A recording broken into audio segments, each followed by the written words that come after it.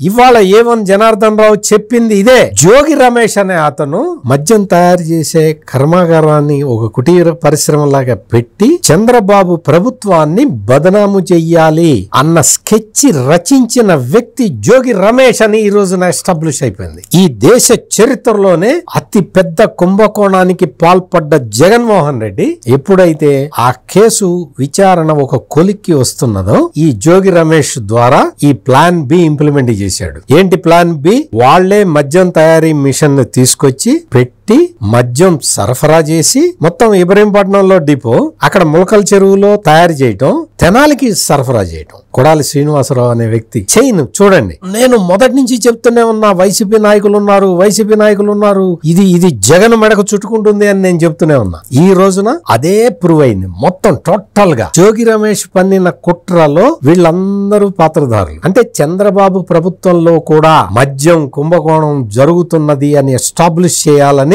ఆ కుతంత్రంతో వాళ్లే మద్యం తయారు చేసి ఈ రోజున సిద్ధంగా బుక్ అయిపోయారు, దొరికిపోయారు. మొత్తం జోగి రమేష్ ని అరెస్ట్ చేయబోతున్నారు. అరెస్ట్ చేసేస్తారు బహుశా.